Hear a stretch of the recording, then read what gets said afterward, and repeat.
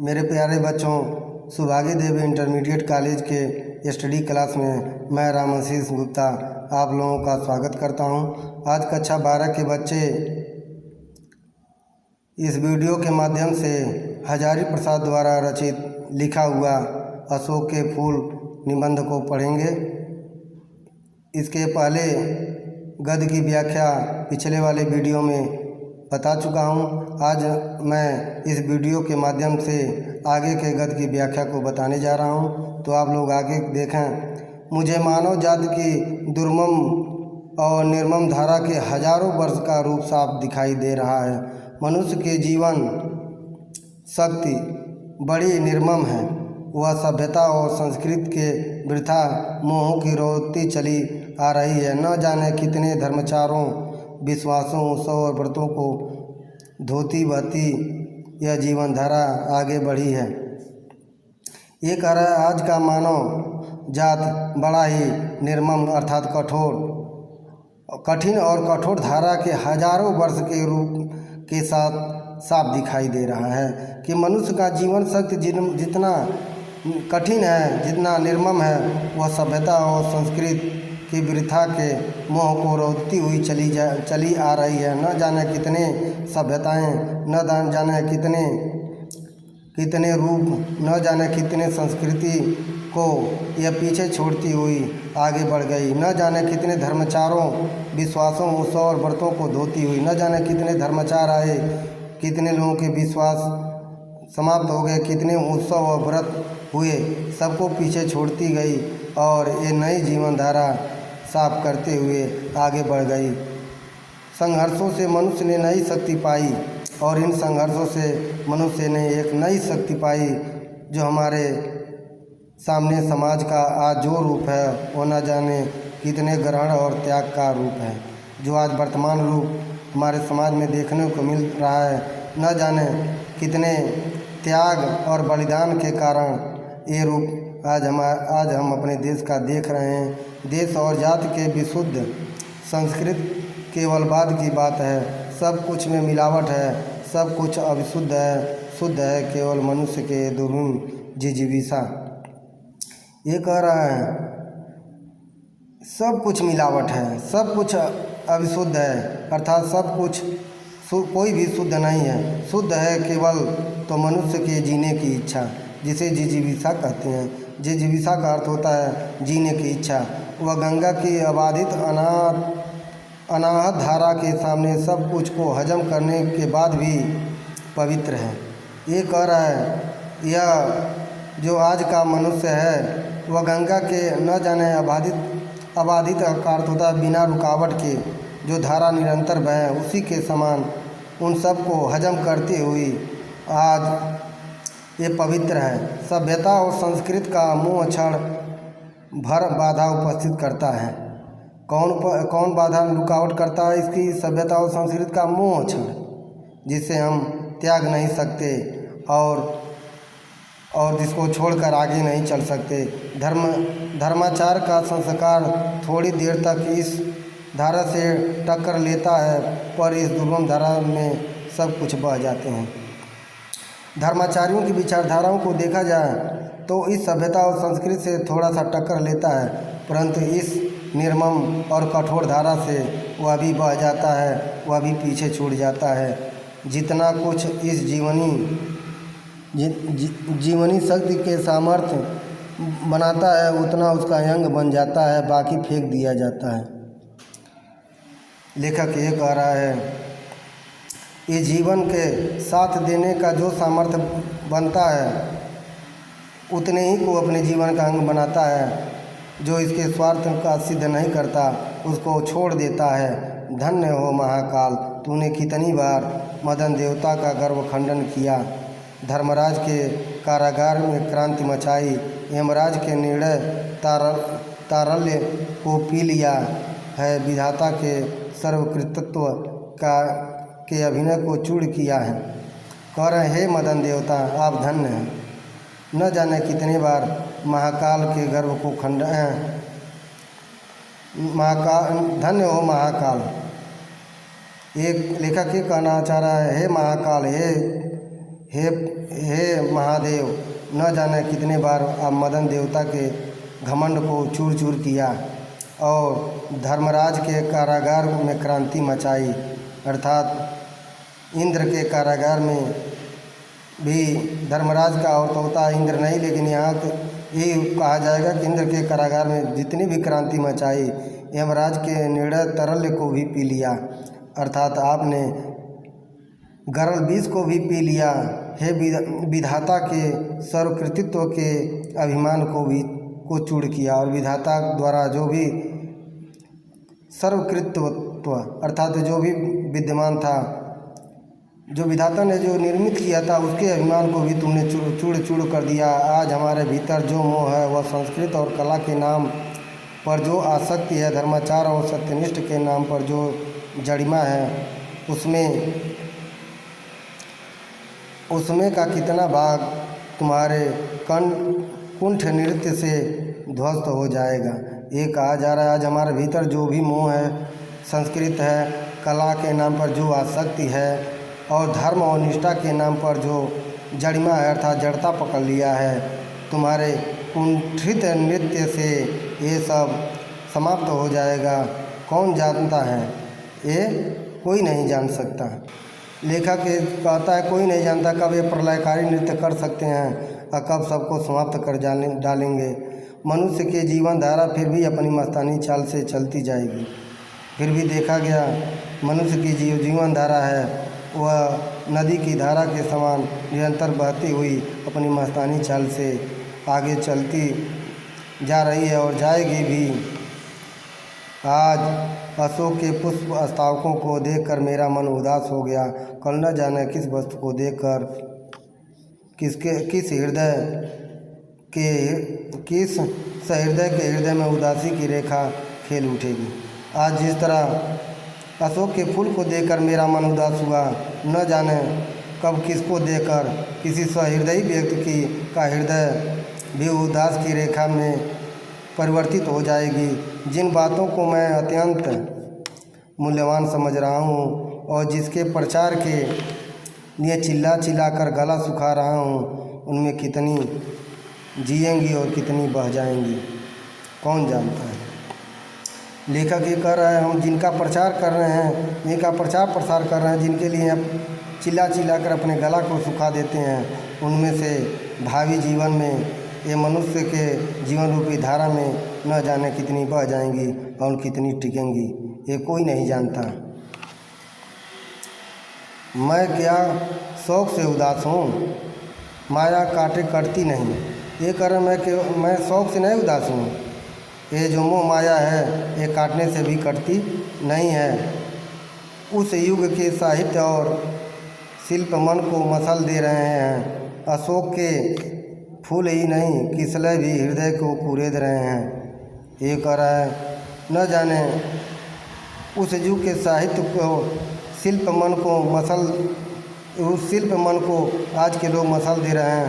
अशोक के फूल ही नहीं किसले के हृदय को भी कुरेद दे रहे हैं। कालिदास जैसे कल्प कवि ने अशोक के पुष्प को ही नहीं, ये कह रहा है कालिदास जैसा उपमा कालिदास को उपमा के कवि कहा गया है। ये कह रहा है कालिदास जैसे कल्पित कवि अशोक के पुष्प को नहीं। लेखक ये कहना चाह रहा है कि अशोक के पुष्प को ही नहीं किसलियों को भी मदमत करने वाला बताया था। यानी कालिदास ने अशोक के पुष्प को ही नहीं बल्कि किसलियों को भी मदमस्त करने वाला पुष्प बताया था। अवश्य ही शर्त यह थी कि वह दयिता प्रिया के कानों में झूम रहा हो। लेकिन यह अवश्य ही नहीं है कि वह फूल किसी सुंदरी के कानों में झूम रहा हो, उसके किसले को, उसके गालों को चूम रहा हो, ऐसा नहीं।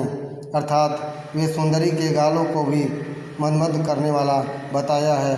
किसले प्रसवोपि विलासिनां मदयिता दयिता श्रोणार्पित।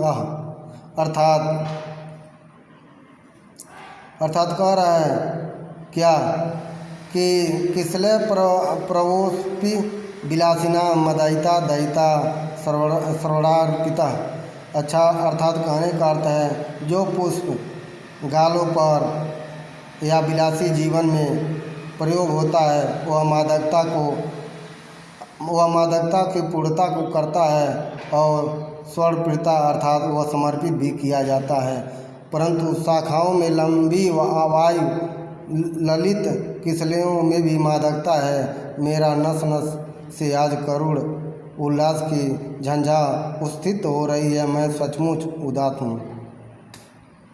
लेखक ये कह रहा है लेकिन शाखाओं में लंबित वायु लुलित किसलियों में भी मादकता है।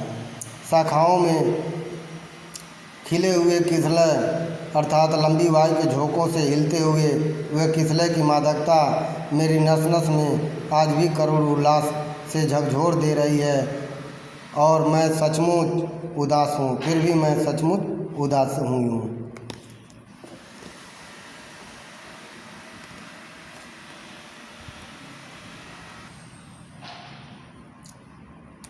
आज जिससे हम बहुमूल्य संस्कृत मान रहे हैं वह क्या ऐसी ही बनी रहेगी? सम्राटों संतों ने जिस आचार निष्ठा का इतना मोहक और मादक रूप दिया था वह लुप्त हो गई। धर्मचारियों ने जिस ज्ञान और वैराग्य को इतना महर्घ समझा था वह लुप्त हो गया। मध्य युग के मुसलमान रईसों के अनुकरण पर जो रस में उमड़ी थी वह पुष्प की भांति उड़ गई। क्या यह मध्य युग के कंकाल में लिखा हुआ व्यावसायिक युग का कमल ऐसा ही बना रहेगा? महाकाल के प्रत्येक पदाघात में धरती धसकेगी। ये लेखक ये कह रहा है आज जिस बहुमूल्य संस्कृत को हम मान रहे हैं क्या ऐसी सदा सदा बनी रहेगी? ऐसा कभी नहीं हो सकता, क्योंकि परिवर्तित कालों में देखा गया सम्राटों संतों ने जिस आचार संहिता को लागू किया उसकी मादकता को स्थान दिया वह आज लुप्त हो गई। धर्मचारियों ने जिस ज्ञान और वैराग्य को इतने संघर्ष के साथ उसको स्थापित किया था वह समाप्त हो गई। मध्य युग के मुसलमान रईसों का अनुकरण जो रश्मियाँ उमड़ी थी वह पुष्प की भांत उड़ गई, वह वाष्प की भांत उड़ गई, अर्थात वह अब इस युग में दिखाई नहीं देता। क्या यह मध्य युग के कंकाल में लिखा हुआ व्यावसायिक युग का कमल ऐसा ही बना रहेगा? क्या यह मध्य युग के कंकाल में लिखा हुआ ये व्यवसाय का युग ऐसा ही बना रहेगा? ऐसा कदाप नहीं हो सकता। ये भी एक समय आएगा कि लोग इससे मुंह मोड़ लेंगे और आगे बढ़ जाएंगे। महाकाल के प्रत्येक पदाघात से धरती धसेगी। इस प्रकार जब प्रलय काल आएगा, महाकाल जब गुस्से में आकर अपने पैरों को धरती पर रखेंगे तो धरती धंस जाएगी। उसके कुंठ नृत्य के प्रत्येक चारिका कुछ न कुछ लपेट कर ले जाएगी। सब बदलेगा, सब विकृत होगा, सब नवीन बनेगा। लेखक ये कह रहा है जब महेश्वर अर्थात महाकाल का पद धरती पर गुस्से से पड़ेगा, कुंठ नृत्य करते हुए पड़ेगा तो यह पृथ्वी धंस जाएगी और उसके साथ सब कुछ समाप्त हो जाएगा। फिर एक नया युग आएगा, फिर एक नवीन युग बनेगा और फिर नए सिरे से सब कुछ होगा। भगवान बुद्ध ने मार विजय के बाद वैरागियों की पलटन खड़ी की थी। भगवान बुद्ध ने मार विजय अर्थात कामदेव को मार करके विजय प्राप्त करके एक वैरागियों की पलटन अर्थात जो वैराग्य धारण थे उनकी पलटन तैयार की थी। अर्थात बुद्धम शरणम गच्छाम, धम्मम शरणम गच्छाम, संघम शरणम गच्छाम की स्थापना की थी। वे वैरागी असल में मार मदन का भी नामांतर है।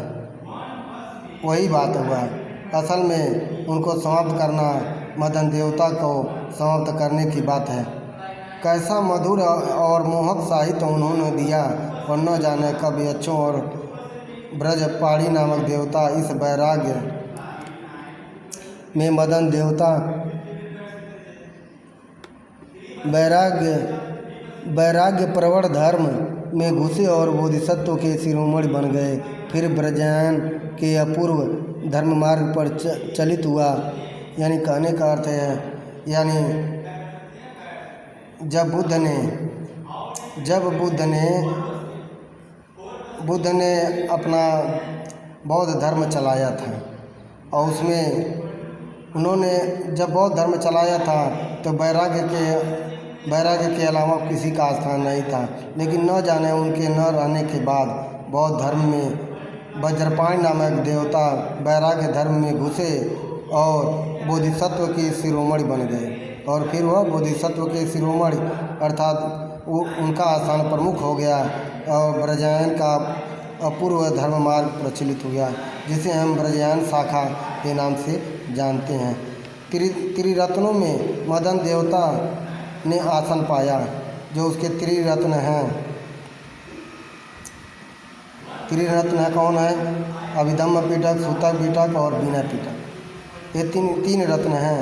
इनमें एक कहा जा रहा है कि मदन देवता अर्थात कामदेव ने आसन पा लिया। वह एक अजीब आदि थी जिसमें बौद्ध बह गए, शैव बह गए, शाक्त बह गए।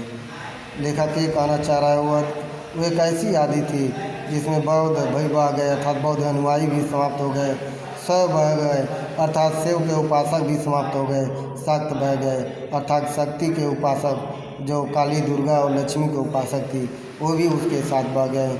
उन दिनों श्री सुंदरी साधन तत्प्रणाम योगश्च भोगश्च करस्थ एव की महिमा प्रतिष्ठित हुई। उसके बाद श्री सुंदरी की साधना करना और योग करना और भोग करना, ये सब कार्य, इन सब की महिमा प्रतिष्ठापित हुई। काव्य और शिल्प के मोहक अशोक ने अविचार में सदस्यता दी। काव्य और शिल्प के मोहक अशोक थे, वे विचार में ऐसी सहायता दी। वे अपने विचार रखे, मैं अचरज से उस योग और भोग की मिलन लीला को देख रहा हूँ। लेखक ये कह रहा है, जिस बौद्ध धर्म का प्रचार अशोक ने अपने देश से लेकर के अन्य कई देशों तक पहुँचाया, उस बौद्ध धर्म का समाप्त हो जाना, यानी उस बौद्ध धर्म को समाप्त हो जाना, उसके भोग के मिलन और लीला को मैं इस प्रकार देख रहा हूँ। यह भी क्या जीवन शक्ति का दुर्मम अभियान था। कौन बताएगा कि कितने विध्वंस के बाद इस अपूर्व धर्म मत की सृष्टि हुई थी।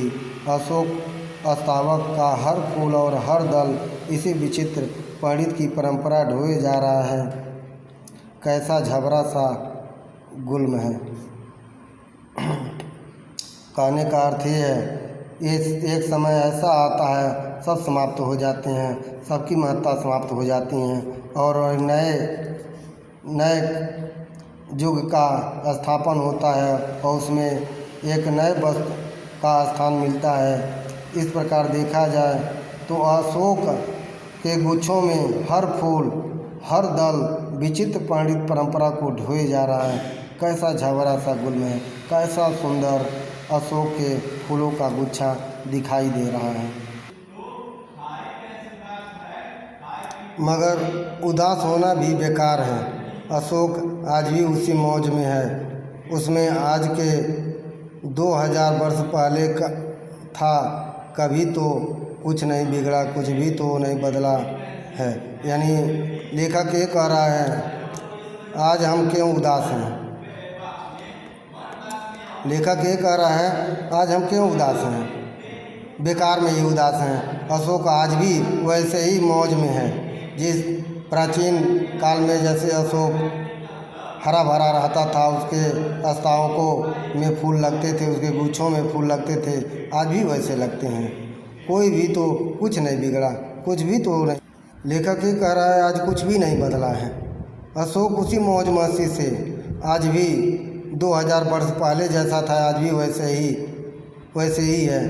वैसे ही फल फूल रहा है, वैसे उसके फूल निकले हैं। बदली है तो मनुष्य की मनोवृत्ति, मनुष्य के सोच, यदि पहले बिना वह बदले बिना वह आगे बढ़ जाता तो शायद नए युग जो व्यावसायिक युग कहा जाता है, मशीनीकरण का युग, तो मशीन का रथ का पहिया जो घर घर चलता है वह विज्ञान का सावेग धावन निकलता तो बड़ा बुरा होता। तो यह स्थिति आती, मनोवृत्त वही रहता तो वह बहुत बुरा होता। हम पिस जाते, यानी कहने का अर्थ है हम उसी पहिए के बीच में फंस कर पिस जाते।